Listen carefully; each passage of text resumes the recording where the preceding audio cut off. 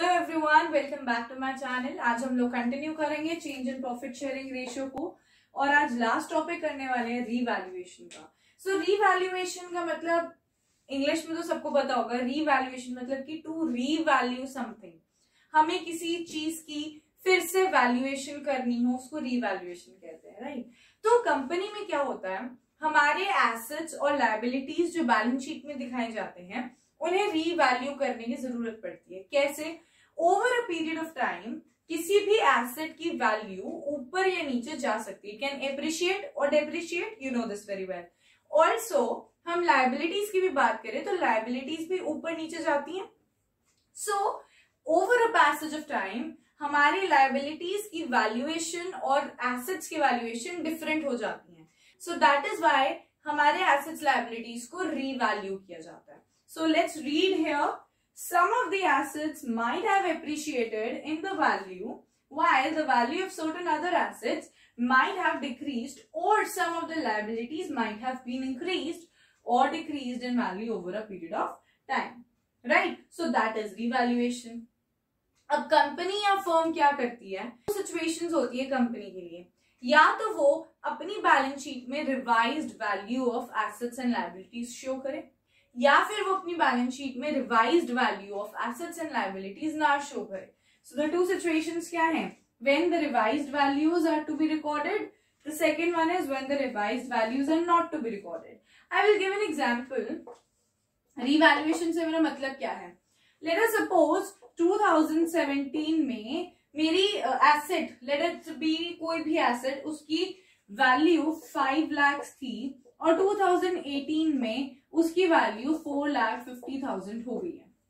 ठीक है, तो यहाँ पे डेप्रिशिएट हो गई है मेरी एसेट की value. So that means over a period of time there has been a change in the value of asset, that is revaluation. अब कंपनी डिसाइड करेगी कि if the asset in the balance sheet needs to be shown at this 5 lakh rupees और 4,50,000। तो अब समझते हैं both the cases. The first case is when the revised values are to be recorded. Now let's see this. Fine. So when the revised values are to be recorded. अब उस case में देखते क्या है, 4 situations are created under this.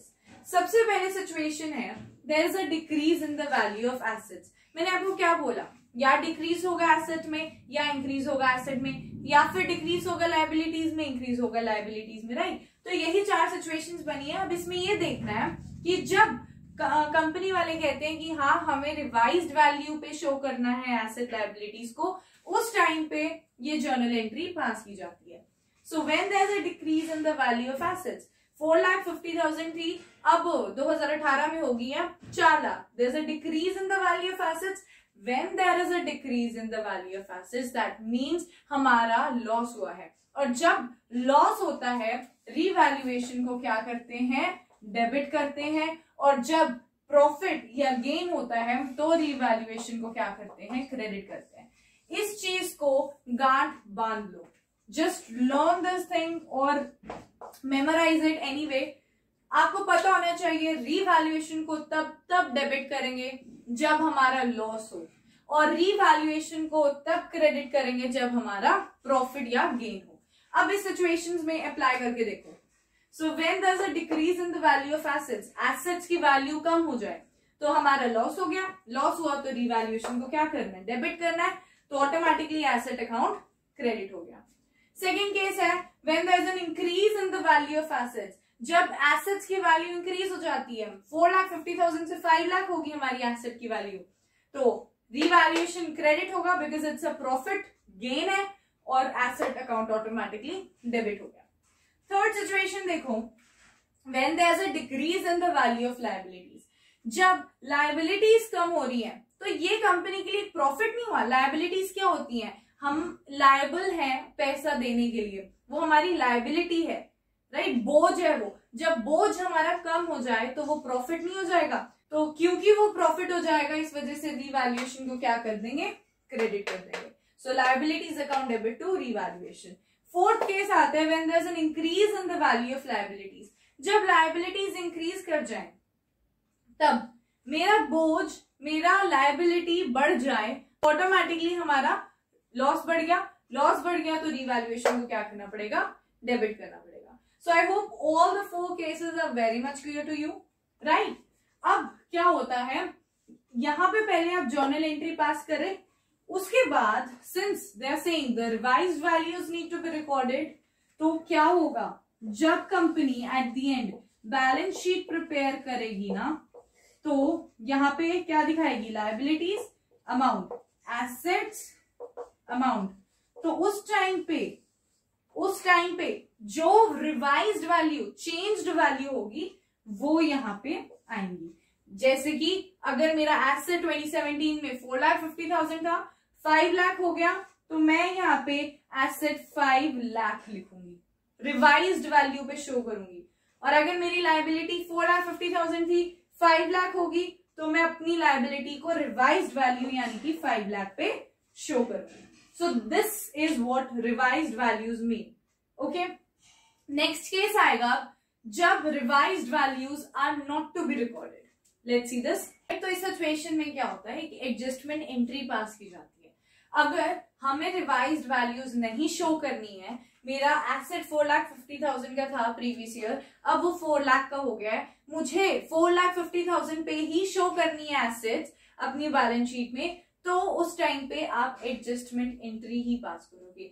For example ABC 3 partners थे, 2:1:1 में share कर रहे थे पार्टनर्स। अब new profit sharing ratio ABC का हो जाता है 1:1:1 फॉर एग्जाम्पल। तो आप लोग गेनिंग अकाउंट और सैक्रिफाइसिंग अकाउंट देखोगे, तो गेनर और सैक्रिफाइसर कैसे निकालते हैं, remember old ratio minus new ratio, जो पॉजिटिव वैल्यू आ जाएगी तो वो सैक्रिफाइसिंग हो गया, नेगेटिव वैल्यू आ गई तो वो गेनर हो गया। तो जो गेनर है उसको आप डेबिट कर दो, सैक्रिफाइसर है उसको क्रेडिट कर दो, and this is all adjustment entry about, ठीक है। और बैलेंस शीट जब प्रिपेयर करते हैं तो उसमें क्या करना है, 4,50,000 सपोज थी वैल्यू एसेट्स की, और अगले साल वो 5 लाख या ऊपर नीचे हुई है, लेकिन जो प्रीवियस ईयर की थी बिना ऑल्टर की हुई वही यहाँ पे शो होगी। And same goes for the liability, क्योंकि आप खुद देखो ना, जब रिवाइज्ड वैल्यूज रिकॉर्ड ही नहीं करनी है तो आपने रीवैल्यूएशन अकाउंट प्रिपेयर ही नहीं किया। जब रिवाइज्ड वैल्यूज रिकॉर्ड करनी होती है और बैलेंस शीट में चेंजेस दिखाने होते हैं, तब हम लोग रीवैल्यूएशन अकाउंट प्रिपेयर करते हैं और बैलेंस शीट में चेंजेस दिखाते हैं, ठीक है। सो आई होप आपको डिफरेंस समझ में आ गया। कब रीवैल्यूएशन अकाउंट प्रिपेयर किया जाता है, रीवैल्यूएशन अकाउंट हमेशा तब प्रिपेयर किया जाता है जब हमें रिवाइज्ड वैल्यूज शो करनी होती है, और जब नहीं शो करनी होती है तो रीवैल्यूएशन अकाउंट प्रिपेयर नहीं होता। सो आई होप आपको ये चीज समझ में आ गई है। So with this we are done with our chapter. Change in profit sharing ratio पूरा हो चुका है। अगर आपको कुछ भी डाउट होता है, कहीं भी कोई भी चीज में आपको दिक्कत होती है, you can ask me in the comment section and we always there to help you out as I say before. तो अगर आपको आज का वीडियो अच्छा लगता है, please like it, share it with your friends and do subscribe the channel if you haven't. Till then take care and bye bye.